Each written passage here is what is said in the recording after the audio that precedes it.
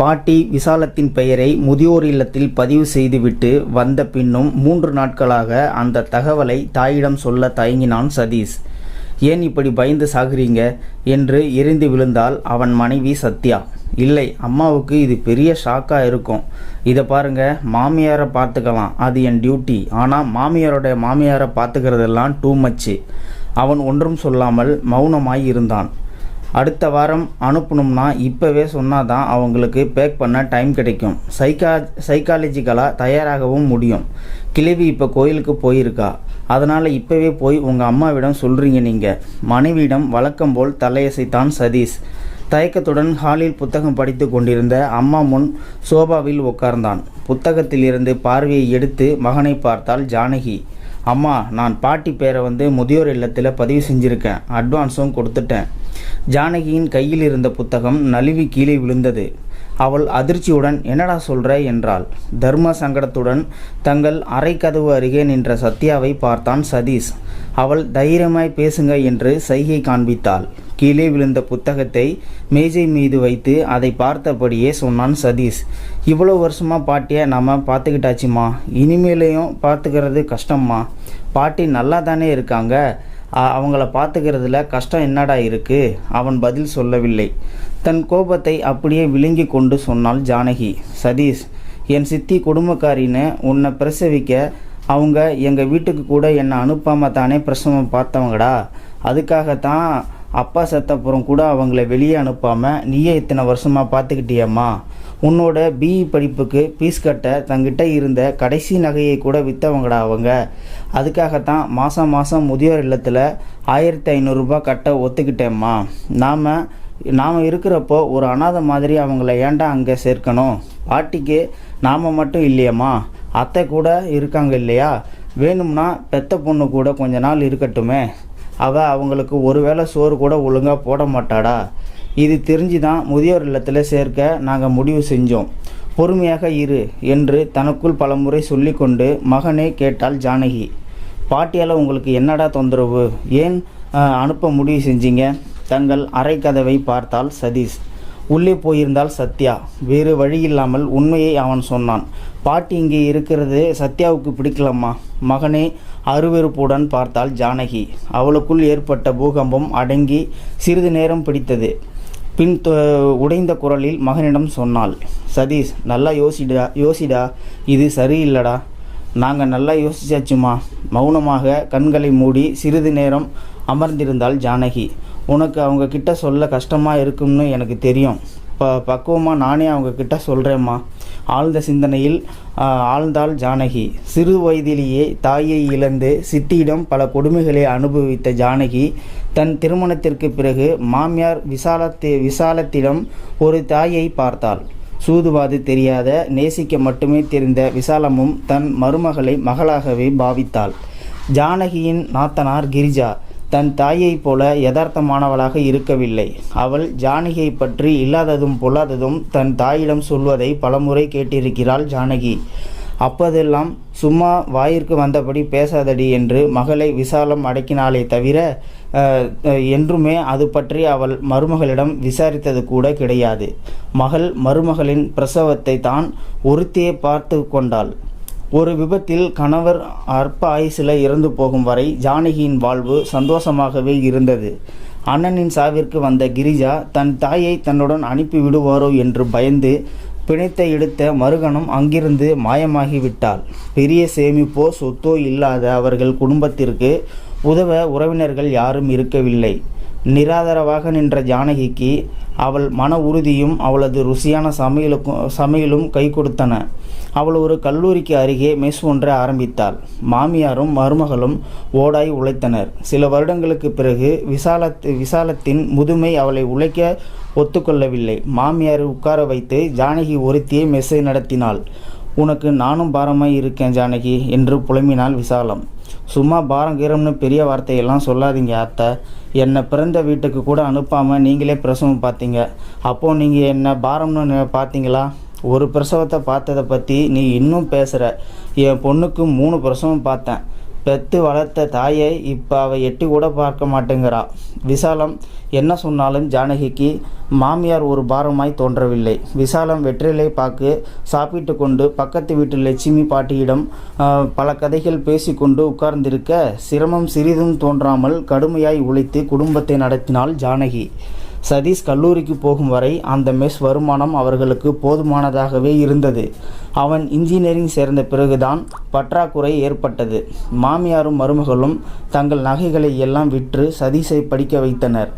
அவன் பிஇ முடித்ததும் அவனுக்கு ஒரு நல்ல வேலை கிடைத்தபோது மெஸ்ஸை அவர்கள் மூடினார். பல ஆசிரியர்களும் மாணவர்களும் உண்மையாகவே வருத்தப்பட்டனர். இவ்வளவு ருசியான சமையல் வேறு எங்கு அவர்களுக்கு கிடைக்கவில்லை என்று. பின்பு ஜானகியை சந்திக்கும் போதெல்லாம் கூறினர். சதீஷிற்கு திருமணமாகும் வரை அவர்கள் குடும்பம் சுமூகமாக இருந்தது. அவன் மனைவி சத்யா ஒரு வங்கியில் வேலை பார்த்தாள். அவளுக்கு ஆரம்பத்தில் இருந்தே உரத்த குரலில் டீ போட்டு பேசும் விசாலத்தை பிடிக்கவில்லை. வீட்டுக்கு வந்த அவளது சிநேகிதிகளின் எதிரிலும் அதே போல பேசியது அவளுக்கு பெருத்த அவமானமாக இருந்தது. ஒரு வேலை செய்யாமல் ஒரு பைசாவிற்கு பிரயோஜனம் இல்லாமல் தண்டமாக இருக்கும் விசாலத்தை சுத்த நியூசன்ஸ் என்று அவள் கணவனிடம் சொல்லாத நாள் இல்லை. ஒரு முறை ஏதோ ஒரு வேலையை விசாலத்திடம் சத்யா சொல்ல அந்த வேலையை தானே செய்துவிட்டு தன் மருமகளிடம் சொன்னாள் ஜானகி. அவங்க காலத்தில் அவங்க வேணுங்கிற அளவு வேலை செஞ்சுருக்காங்க. இனிமே உனக்கு ஏதாவது செய்யணும்னா நீ என்கிட்ட சொல்லு, நான் செய்கிறேன். அந்த வயசான காலத்தில் அவங்கக்கிட்ட நாம் வேலை வாங்கக்கூடாது. அதிலிருந்து ஜானகி இருக்கையில் விசாலத்திடம் பேசுவதை தவிர்த்தாள் சத்யா. அவர்கள் புதிய வீட்டுக்கும் பக்கத்து வீதியில் இருந்த லட்சுமி பாட்டி தினமும் விசாலத்திடம் பேச வருவதை நிறுத்தவில்லை. அந்த கிழவியை பார்த்தாலும் சத்யாவிற்கு பிடிக்கவில்லை. தனக்கு பிடிக்காததை எல்லாம் ஜானகி இல்லாத போது அவள் விசாலத்திடம் முகத்தில் அடித்தாற் போல சொல்ல துவங்கினாள். விசாலம் சத்தமாய் பேசுவது, வெற்றிலை பாக்கு போடுவது, லட்சுமி பாட்டி அவர்கள் வீட்டுக்கு வருவது எல்லாம் ஒரு காலத்தில் நின்று போயின.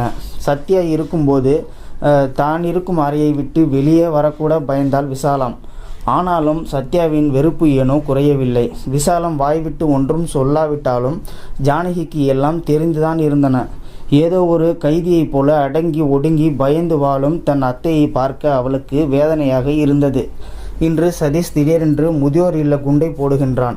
பிடிக்கவில்லை என்ற வெற்று காரணம் சொல்லி நெருங்கிய சொந்த பந்தங்களை இவர்களால் எப்படி உதறி தள்ள முடிகிறது என்பதுதான் அவளுக்கு விளங்கவில்லை. கோவிலிலிருந்து விசாலம் வந்ததும் பாட்டியை சோபாவில் உட்கார வைத்து மெல்லிய குரலில் சிறிது நேரம் பேசினான் சதீஷ். அவள் அறைக்குள் வந்தபோது 10 வயது கூடியது போல தளர்ந்திருந்தாள். அந்த முகத்தில் தெரிந்த அதிர்ச்சியை தாங்கும் சக்தி ஜானகிக்கு இருக்கவில்லை. நிறைய நேரம் பேசாமல் கட்டிலில் பிரமை பிடித்தது போல உட்கார்ந்திருந்தாள் விசாலம். பின்பு மருமகளிடம் சொன்னாள், பரவாயில்லை, அவன் என்னை நடுத்தெருவில் விட்டுவிடலையே. பணம் கொடுத்து ஒரு இடத்தில் தங்கதானே வைக்கின்றான். என்ன பிரச்சனைனா, நான் இத்தனை நாளாக உன் நிழல்லையே இருந்துட்டேன்டி ஜானு. உன்னை விட்டு பிரியறதுன்னா மனசுக்கு ரொம்பவே கஷ்டமாக இருக்குடி. கண்களில் பெருகிய நீரை காண்பிக்க விரும்பாமல் முகத்தை அந்த பக்கம் திருப்பி கொண்டாள் ஜானகி. அன்றிரவு அவளும் விசாலமும் உறங்கவில்லை. முதியோர் இல்ல வாழ்க்கையை எண்ணி விசாலம் பயந்து கொண்டிருந்தாள் என்றாள். ஜானகியோ வேறு பல சிந்தனைகளில் இருந்தாள். மறுநாள் காலை சீக்கிரமாகவே சமையலை முடித்து வெளியே போன ஜானகி மாலை மகனும் மருமகளும் வருவதற்கு சற்று முன் தான் வந்தாள். ஏண்டி ஜானு, இவ்வளோ நேரம் எங்கே போயிட்ட? நான் என்னென்னவோ நினச்சி பயந்து போயிட்டேன் என்ற விசாலத்தை பார்த்து அவள் புன்னகை செய்தாலே ஒழிய பதில் ஏதும் சொல்லவில்லை.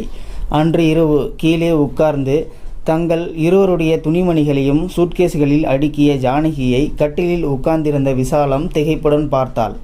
என் துணியை மட்டும் எடுத்து வைக்கிறது சரிதான், உன்னோடதையும் ஏண்டி ஜானு எடுத்து வைக்கிற?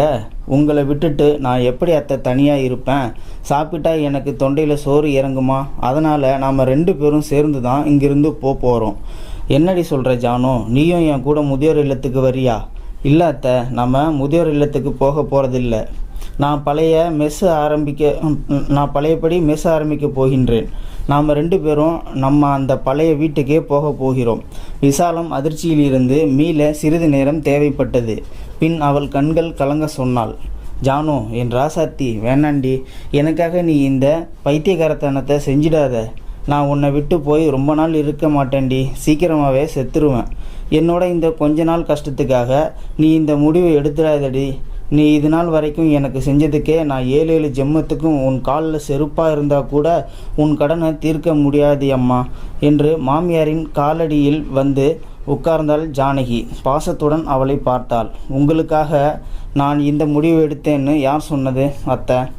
எனக்கு இப்போ உழைக்க தெம்பு இருக்குது, அதனால தான் என்னை கூட வச்சுருக்காங்க. ஒரு நாள் நானும் உங்களை மாதிரி ஓஞ்சிடுவேன். அப்போது எனக்கும் முதியோர் இல்லம் தான் போக வேண்டி வரும். அது புரிஞ்சு இப்போ நான் முழிச்சுக்கிட்டேன். அதான் இந்த முடிவு. நல்ல வேலையாக அந்த மெஸ் வீடு இப்போ காலியாக தான் இருக்குது. நான் வந்து மெஸ் ஆரம்பிக்க போகிறேன்னு அங்கே சொன்னதும் சந்தோஷமாக அந்த காலேஜ் வாத்தியாருங்க பசங்களும் எல்லாம் சேர்ந்து பேசி அட்வான்ஸு கூட கலெக்ட் பண்ணி எங்கிட்ட கொடுத்துட்டாங்க அத்தை. நமக்கு பெரிய செலவில்லை. உடுக்க துணி, இருக்க கூரை, வயிற்றுக்கு சோறு, இதை தவிர வேறு என்ன வேணும் சொல்லுங்கள்? மீதம் இருக்கிற காசை நான் சேர்த்து வைக்க போகிறேன். என் கடைசி காலத்தில் நான் முதியோர் இல்லம் போக வேண்டி வந்தால் கூட என் சொந்த காசில் போய் இருக்க ஆசைப்படுறேன். உன்னையெல்லாம் சதீஷ் அப்படி கூட விட மாட்டான்டி ஜானோ. அவன் நல்ல வண்டி. சுயமாய் முடிவெடுக்கவும் செயல்படவும் முடியாதவங்க நல்லவங்களாக இருந்தாலும் பிரயோஜனம் இல்லாத தாங்க முடியாத துக்கத்துடன் மருமகளை வேறிட்டு பார்த்தாள் விசாலம். அத்தை, எல்லாத்துக்கும் மேலே நம்ம வீட்டில் சுதந்திரமாக இருக்கலாம். நீங்கள் சப்தமாய் பேசலாம், வெத்தலை பாக்கு போடலாம், லட்சுமி பாட்டியோட மனுக்கணக்கில் பேசலாம். மருமகள் சொல்ல அவளை கட்டி கொண்டு நிறைய நேரம் அழுதாள் விசாலம். அதற்கு பிறகு பேச அவளுக்கு வார்த்தைகள் இருக்கவில்லை. மறுநாள் கால் டாக்ஸிக்கு போன் செய்துவிட்டு மகனிடம் தன் முடிவை சொன்னாள் ஜானகி. அவன் எரிமலையாக வெடித்தான். அம்மா, உனக்கு என்ன பைத்தியம் பிடிச்சிச்சா? உனக்கு என்ன இப்போ வேலை பார்க்குற வயசா? நான் இங்கே மட்டும் சும்மாவாக உட்காந்துருக்கேன். அம்மா, நான் அந்த முதியோர் இல்லத்தில் பாட்டிக்காக அட்வான்ஸு கூட கொடுத்துட்டேன். தங்கள் சூட்கேஸுகளை எடுத்து டாக்ஸி டிரைவரிடம் கொடுத்து விட்டு மகனிடம் சொன்னாள் ஜானகி. அது வீணாக போகாதுடா, அப்படியே வச்சிருக்க சொல்லு. 30 வருஷம் கழித்து நீங்கள் போகிறப்போ உபயோகமாகும். திடீர்னு இப்படி கிளம்புனா எப்படி? நான் வேலைக்கு வேறு ஆள் கூட ஏற்பாடு செய்யலை என்றாள் சத்யா.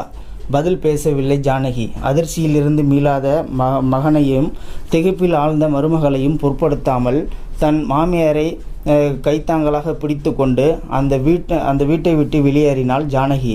எத்தனை நேரம் இலையானது இலையாகவே இருக்கும், சருகாகும் அல்லவா? சுமந்த போது நம்மை பாரமாக நினைக்காத தெய்வத்தை பாரமாக நினைப்பது எவ்வளவு கொடுமையானது. தாயிடம் பேச்சு திறமையால் தர்க்கம் செய்யாதீர்கள். ஏனென்றால் அவள்தான் உனக்கு பேசவே கற்றுக் கொடுத்தவள். தாயை தவிர்க்கும் நினைக்கும் படிப்பாளிகள் தாயை இழந்தவர்களிடம் கேட்டு பாருங்கள். வாழும் தெய்வம் அது. நாம் நன்றாக இருக்க வேண்டும் என நினைக்கும் ஒரே உயிர். அது கண்ணீரோடு நம் தாய்களுக்கு சமர்ப்பணம். ஸோ நண்பர்களே, இந்த வீடியோ பார்த்துக்கிட்டு இருக்கிற நீங்கள் இந்த வீடியோ பற்றின கருத்துக்களை கீழே இருக்கிற கமெண்ட் செக்ஷனில் மறக்காமல் சொல்லுங்கள். இந்த பதிவு பிடிச்சிருந்தா ஒரு லைக் பண்ணிக்கோங்க. இந்த பதிவை முடிஞ்ச அளவுக்கு மற்றவங்களுக்கும் ஷேர் பண்ணுங்கள். அப்படியே நம்ம சேனலை சப்ஸ்கிரைப் பண்ணிக்கோங்க. மறக்காமல் பெல் சிம்லையும் கிளிக் பண்ணிக்கோங்க. நன்றி, வணக்கம்.